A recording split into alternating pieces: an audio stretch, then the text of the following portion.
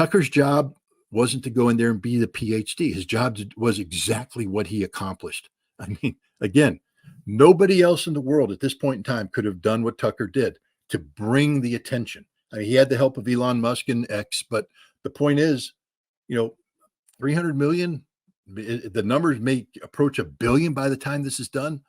I mean, come on, man, that's unprecedented, and Tucker deserves all the credit in the world.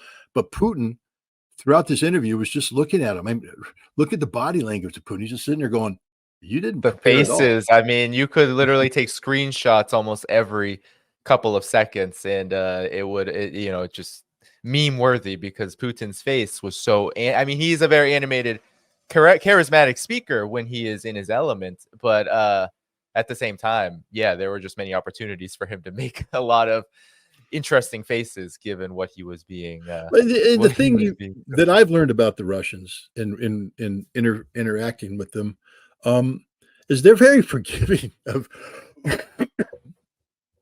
They don't expect me to be a PhD. All right. I mean, and I'll talk with them, and you can see them going, "You got that about 80% right, Scott.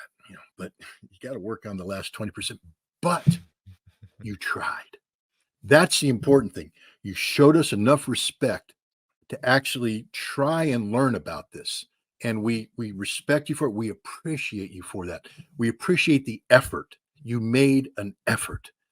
That's all they want. They want to be respected. Not to be worshipped, not for us to fall on our knees and pray, but just to say, "Hey, I respect you enough to try and learn your history and to try and put it in a proper perspective." Tucker Carlson was so disrespectful in this interview. Now he'll claim he wasn't, but I'll counter that he was, because you're interviewing the president of Russia. It's sort of like the biggest interview of modern times, and you weren't prepared. You didn't do your homework. You didn't show them the respect. You couldn't put their history in a proper perspective. You couldn't comprehend their history. You couldn't ask appropriate follow-on questions. And you lost control of the interview. The Russian president took control of the interview and basically laid out the message he wanted to give out. But it was your job as the interviewer to extract that from the president, but you didn't. The president took control of it, and he gave you the material, which is good, because your job was to get the voice heard, and you succeeded. But I don't claim to be the world's greatest expert on Vladimir Putin, but I can say that I've watched him enough interacting. His body language was just basically saying, you invited me to the party for this, Yeah. You didn't do your homework. Is this all you got? I mean, literally, he was just looking at him like, "No, you told me that this is like, have you ever seen that movie, Heaven Can Wait, Warren Beatty?" It's a classic movie, but basically he's a football player who gets hit by a bike, or he's on a bike, gets hit by a car, but the angel pulls his body out too soon and assumes he's dead. But it wasn't his time. He would have survived that, but his body got cremated. So now if they find him a body, and long story short is he wanted to get back and play football. So he was a billionaire. So he bought the football team, and then he got a tryout. Okay. So he's at the tryout. Now at the tryout, in order to win, he has to show up and actually be physically fit, know the plays, know the stuff. And he showed up and he did it. I feel like Putin felt like he was the coach of that football team, the Los Angeles Rams, and Tucker Carlson was saying, "Hey, I want to try out. Give me a chance." So he gave him the shot. And Tucker Carlson came there, and he was on a pogo stick with a clown face saying, "I'm ready to play NFL quarterback." And Putin's like, "No, you're not. You told me you wanted this interview. My God, 3 years you've been asking for this interview, saying you want this interview. We gave you the interview. And this is what you bring to the table? A pogo stick and a clown mask? You didn't bring NFL quality football skills?" I don't know. I can't speak for the Russian president. I don't pretend to, but just his body language alone was just like, "No, man, you didn't do your job." Yeah, there were certainly some moments of that interview where I felt like Putin was in that situation where, you've been invited to a party, but you really haven't wanted to go to any parties that you were invited to by this particular person or group of people. Then you finally go and you're like, I shouldn't have come, because especially the moment where he was asked about China, there were a few moments where he's asked about China, where in both instances the insinuation was that either China is not feared by the United States, but the United States fears Russia, or that China is replacing the United States, or the unipolar West, collective West, in the BRICS formation. And in both of those instances, I feel like Putin was definitely in that moment where he's just like, this is really the question you're going to ask, because it's not so difficult to understand the China-Russia relationship, even if you know, even all the things that you just mentioned, Scott, notwithstanding the history, understanding Russia, even if you don't understand any of that, you just do some cursory research and you understand that Russia has a very different viewpoint than that. So to even ask that question is But I also interesting. hope that Tucker took the following lesson away, because I saw him in Dubai. I think it was yesterday. He was speaking at Dubai, and he said, I mean, he's what I call an 8-day wonder. I mean, he went to Russia for 8 days, and suddenly he's been awoken, which is good, good. But hey, Tucker, what would happen if you went to China? I mean, you're sitting here, you're such a xenophobe. You hate China. You're trying to, pit China against Russia and all this stuff, negative, negative, negative. Do you think for a moment, Tucker, that if you went to China and gave China 8 days, interviewed, Xi Jinping, maybe, do you think your mind would be blown? I mean, high-speed trains, they actually work in China. There's a whole bunch of them. Clean infrastructure.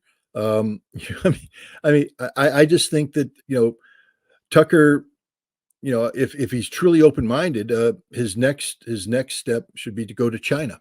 I think he was crudely trying to create a situation where he could pit Russia against China as some sort of neoconservative fantasy of Which splitting is Putin and weird, Xi which is Jinping. strange, because you're with Vladimir Putin, who is not going to entertain that to any significant degree. But continue. No, I mean that. Well, Putin's like, we don't get to pick our neighbors. Yeah, China's our neighbor, whether you want us to be or not. They're there, and we just happen to be getting along great right now. He talked about trade, balance in trade, because that's one of the big things. I mean, you saw this with and Tucker Carlson. I apologize, Tucker, if you're watching. I don't mean to be picking on you. You did a great job. Could have done better, but you did a great job. But right. Joe Biden did the same thing. Listen, you remember when Joe Biden met with Vladimir Putin back in June of 2021 in Geneva, in the lead up to this whole special military operation, trying to talk, and then his press conference afterwards. Well, I shouldn't talk, but I'll talk about it anyways. I told Putin, man, you don't want to do this. That China's big, and they're going to take over your economy, and they're going to. You need to come over to us. You need to break apart. And I'm just sitting there going, didn't the CIA brief you on anything, boss? I mean, why would you say something so utterly stupid? I mean, I know by just watching Russian news that Vladimir Putin and Xi Jinping actually like each other. They actually attend each other's birthday celebrations. They make pancakes together. They have real conversations, human to human conversations. It's not superficial like the kind of crap you pull on them. And if you think that your little statement there in Geneva was going to suddenly make Vladimir Putin go, oh, bang, damn, I should have had a V8. You're right.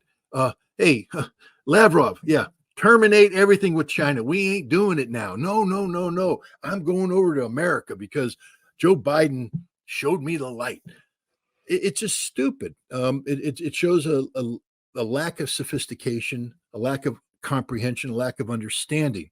And no one even considers the fact that, let's say you're the Chinese. You're looking at how the West is posturing against Russia, going, if you remove the word Ukraine and put the word Taiwan, that's the same thing they're doing to us. And if we let them get away with it with Russia, they're going to turn around and try to do it with us. So the place to stop the West right now is Ukraine. And China has finally come to the realization. I mean, their new defense minister came out and said, we're with Russia all the way on Ukraine. There's no daylight. We're, because in the past they were like, we like the Russians and everything, but Ukraine, Westphalian principles, we can't, we don't. Not anymore. China went, we're with Russia 100% on Ukraine. 100%. There's no daylight because they recognize, finally, China realizes that what the West tried to do to Russia through Ukraine is exactly what they're trying to do to China through Taiwan. And again, the CIA's job is to know this. The CIA's job is not your job as an intelligence officer is never to tell your boss what they want to hear. That's not your job at all. That's what a PR person does, a campaign manager. Job as the intelligence officer is to put the harsh truth on the table. Say, these are the facts. Now you do with them as you wish. You shape policy around the facts, but the facts are the facts. I can't sit here and tell you something that isn't backed up by reality. I'm here to give you reality. And the reality is Russia and China, they're like this, man. They complete each other. Yeah, that's 100% true. And the interview, as you said, it was a really great opportunity. For all of my criticisms, my criticisms of Tucker Carlson, that he did this at all and that it turned out the way it did was a huge service. So I definitely acknowledge that. But of course, we saw so many examples of how even when you're in the room with someone of the stature of Vladimir Putin, that high level kind of interview, it's hard to shed that American exceptionalist baggage. There was a lot of baggage that was brought in there. And I think the amazing thing was that Vladimir Putin showed just how prepared he is as a leader. While you have Kamala Harris and all of these the spokespeople for the Biden administration having to scream at the top of their lungs that Biden's memory is okay. Biden is okay. Everything is going okay. You don't have to worry about Joe Biden, as he's mistaking the Egyptian president with the Mexican president, and just having one memory lapse after another. Vladimir Putin just was interviewed, and what was supposed to be, I don't think it was that tough of an interview, but at the same time, it is a risk to go to the Western media of any kind, even an independent now like Tucker Carlson, and go there and just give the Russian perspective. It is something that obviously takes a lot of care, and it's a huge decision. And the fact that Putin did that and just hit the ball out of the park without seemingly even trying, I think just shows the vast differences of where Russia is right now and where the United States is. And so anyway, last reactions to maybe this interview. Let me just say this. I don't know how Tucker prepared for this, to be honest. I mean, he hasn't told us how he prepared for it. He is a professional. Tucker may have done this on purpose, may have, done this, to this ill-prepared interview to give Putin the chance to say what Putin wanted to say. Because Tucker's questions were sophomoric. They were simple.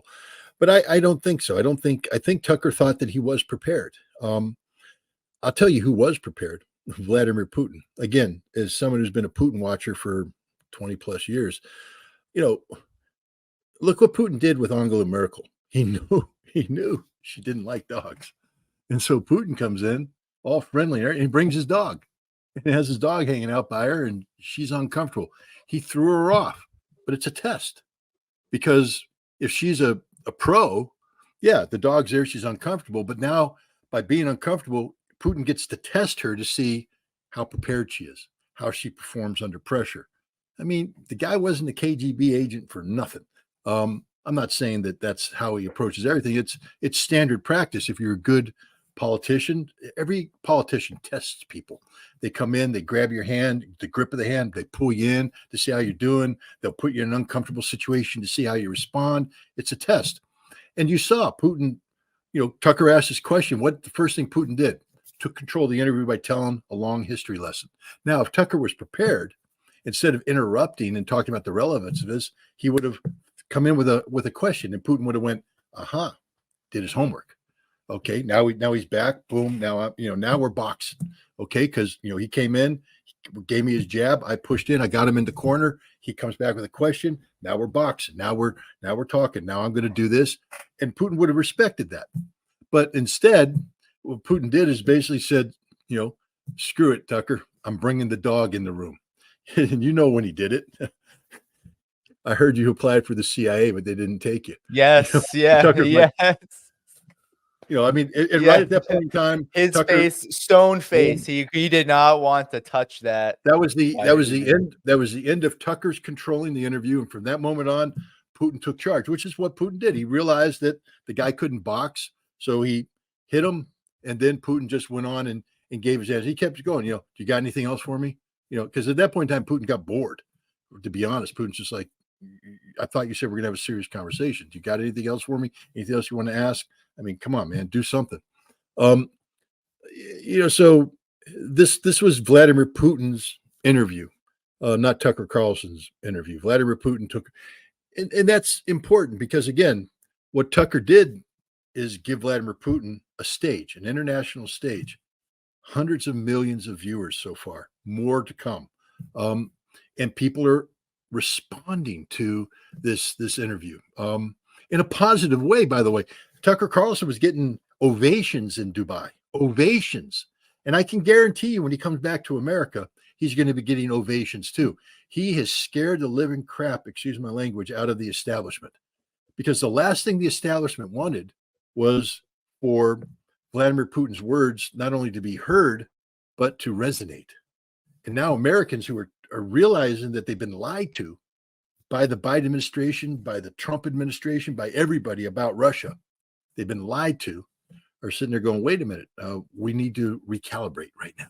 And this recalibration is scaring the crap out of the Democrats and, frankly speaking, the Republicans. I will tell you this. I don't know Mike Johnson. I can't speak for him. But I think that he is sleeping a lot easier today about not bringing, not giving the Ukraine aid bill a chance. He says dead on arrival. Well, why? What gives him the confidence to do that? I think what gives him the confidence to do that is the realization that Biden's got nothing, that Ukraine is a dying issue, that there isn't an overwhelming a number of Americans. Tucker Carlson's interview, I believe, is a liberating factor there because while Johnson isn't going to, you saw, I forget who the senator was, the guy that was holding up the votes for all of the for all the generals for a while. But he said, based on Tucker Carlson's interview, we see Putin is open to negotiations. So why aren't we negotiating instead of giving $64 billion to continue this war? Why aren't we doing that? People are starting to think. People are starting to ask questions. And that was the brilliance of what Tucker Carlson accomplished here. Yeah, definitely. And Tucker Carlson's interview, the immense interest in it alone is pressure enough. Because it shows just so starkly in an election year. I mean, every year is an election year in the United States, it feels like. But in a key election year, it's obvious that interview, the energy around it, the fact that it's already got 100, 150, however many plus million views ongoing, that's pressure enough to demonstrate people in the United States and the collective West, but if we're just talking about the United States, aren't that interested in the ongoing quagmire the United States wants to place it and continues to place itself in Ukraine. But yet they're very interested when given the opportunity to hear the other side, which shows that maybe there's more interest in the other side than is allowed to be generated. And that alone, for me, feels like political pressure there that the political class understands. Maybe the neocons don't understand this, but certainly those who are using, whether they're genuine or not. I don't always think that Republicans are genuine about the Ukraine question, but they understand that to align with their counterparts on Ukraine at this juncture with regard to funding is political suicide. So that's enough to align and go, and it runs parallel to that interest in Putin's interview.